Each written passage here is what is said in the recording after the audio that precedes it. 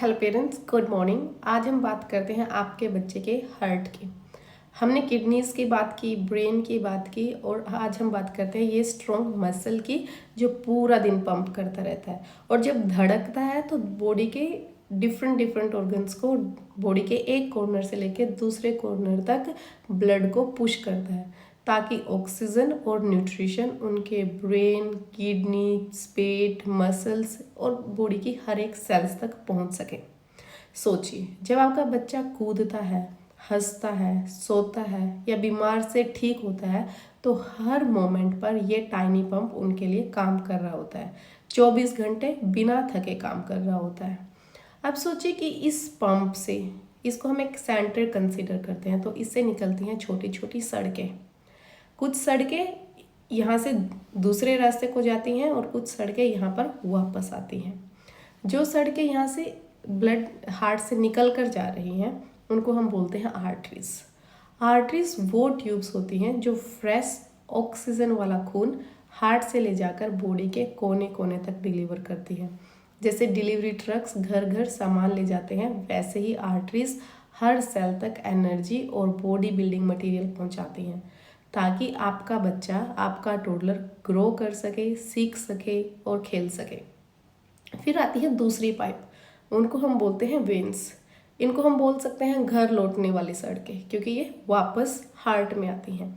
ये वो ट्यूब्स होती हैं जो यूज्ड ब्लड को वापस हार्ट तक लेकर आती हैं, जिससे फिर लंग्स उसमें फ्रेश ऑक्सीजन भर सकते हैं और फिर साइकिल शुरू होता है।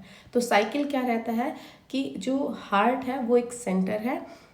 अब सेंटर क्या करता है, पंपिंग करता है ताकि वो फुल स्पीड में बॉडी के हर एक सेल तक ऑक्सीजन वाला खून पहुंचा सके। अब वो सेल्स क्या करती है, उस ऑक्सीजन वाले खून को कंज्यूम करती हैं एनर्जी के लिए और वो खून डीऑक्सीजनेटेड बन जाता है, मतलब उस खून में से ऑक्सीजन निकल चुकी है।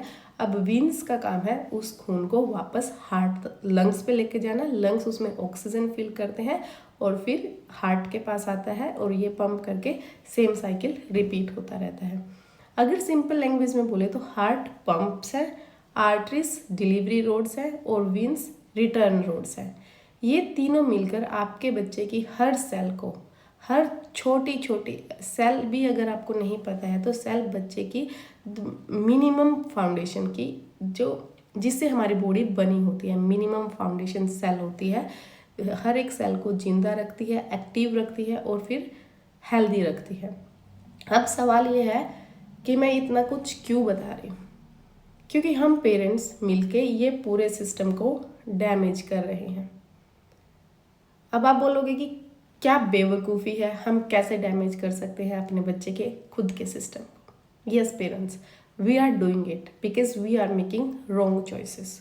हम अपने बच्चे को क्या खाना खिला रहे हैं, कहाँ से खरीद रहे हैं, क्या खरीद रहे हैं, हम इस पे फोकस नहीं कर रहे हैं। सो लेट्स अंडरस्टैंड कि कैसे हम ये पूरा डैमेज क्रिएट कर रहे हैं। जब बचपन से ही हम बच्चे को ज़्यादा स्नैक्स देते हैं, फॉर एग्जांपल चिप्स देते हैं, नमकीन देते हैं, क्रीम, बिस्किट, पेस्ट्रीज, शुगर, कुछ भी दे रहे हैं, तो उनके ब्लड में हाई शुगर, अनहेल्दी फैट्स और सोल्ट्स बार बार फ्लड होने लगते हैं। ये एक्स्ट्रा शुगर ब्लड को स्टिकी बना देता है, जिससे आर्टरीज के अंदर धीरे धीरे फैट जमना शुरू हो जाता है। अनहेल्दी फैट, स्पेशली जो आप डीप फ्राइड खाना दे रहे हैं या पैकेज्ड स्नैक्स दे रहे हैं, ये आर्टरीज की वॉल को डैमेज कर सकते हैं। आर्टरीज फ्लैक्सिबल होती है, बहुत ज़्यादा लचीली होती हैं, तो ये टाइट होना शुरू हो जाती है, हार्ड होना शुरू हो जाती हैं। अब इनकी फ्लैक्सिबिलिटी कम हो जाती है। ये एक्स्ट्रा सोल्ट छोटे से हार्ट और ब्लड वेसल्स पर प्रेशर बढ़ा सकता है, जिससे आगे चलकर बीपी या हार्ट प्रॉब्लम्स का रिस्क बढ़ जाता है। सिंपल लैंग्वेज में बात करें तो ज़्यादा प्रोसेस्ड फूड, स्वीट, सोल्टी स्नैक्स जब हम रेगुलरली बच्चे को देते हैं तो हम अपने टोडलर के हार्ट, आर्टरीज और वीन्स को एक्स्ट्रा काम से लोड कर रहे हैं। जैसे हम ऑफिस में काम कर कर थक जाते हैं, टायर्ड हो जाते हैं, स्ट्रेस्ड फील करते हैं, वैसे ही हम कर रहे हैं।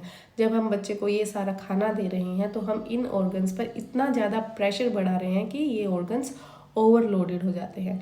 अब बच्चा आपका बाहर से नॉर्मल एक्टिव दिखता है, लेकिन अंदर ही उसके ये छोटे छोटे ऑर्गन्स स्लो मोशन स्ट्रेस में आ जाते हैं। गुड न्यूज़ ये है कि ये कहानी अभी हम रिवर्स कर सकते हैं। रिवर्स कैसे कर सकते हैं? सिर्फ खाने से, फूड हैबिट्स से। अगर आप ये सारे के सारे स्नैक्स, बच्चा जो भी खाता है, जो भी कुरकुरे, लेज, फ्रूटी जो भी खाता है, इनको आप निकाल देंगे बच्चे की ज़िंदगी से, फेंक देंगे और आप चूज़ करेंगे घर का हेल्दी खाना, राजमा राइस, छोले राइस, रोटी, सब्जी, सीजनल सब्जियां, इवन घिया, कद्दू, जो हम सोचते हैं कि कैसे ही खाएं, ये सब बच्चे के लिए बहुत ज़्यादा इम्पोर्टेंट है रादर देन कुरकुरे और चिप्स। अगर हम इन सब को निकाल के बच्चे को हेल्दी हैबिट्स सिखाएंगे, फॉर एग्जांपल सीजनल फ्रूट अगर वो रोज़ 1-2 खा रहा है, नट्स खा रहा है, तो ये सब रिवर्स किया जा सकता है, क्योंकि इनसे आपके बच्चे के बॉडी को वो न्यूट्रिशन मिलेगा जो हार्ट को शील्ड करेगा। शील्ड आपको पता है क्या होता है? जब वो बच्चे को प्रोटेक्ट करेगा। तो आपको चाहिए आपके बच्चे की प्रोटेक्शन। बाहर से तो आप बच्चे को प्रोटेक्ट कर सकते हो, बच्चा गिरेगा तो आप उठा दोगे, बैंडेड लगा दोगे, बट जब बच्चा अंदर से वीक फील कर रहा होता है तो ये भी आपने पहचानना है। और अगर बच्चे के सिम्टम्स अभी भी नॉर्मल है बट आप उसको सेम खाना दे रही हैं, तो मैं ये बोल रही हूँ कि आप अपने बच्चे के इन ऑर्गन्स पर स्ट्रेस अभी से डाल रही हैं, जिसका रिजल्ट, जिसका रिपोर्ट कार्ड 15 साल बाद आएगा। तो आपने अभी से हेल्दी हैबिट्स चूज़ करने हैं।